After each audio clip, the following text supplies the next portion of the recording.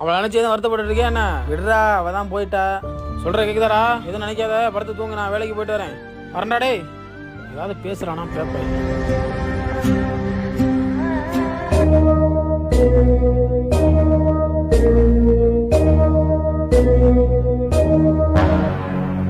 மலையில ராத்தி பிடிக்குது ராசா என் மனசுக்குள்ள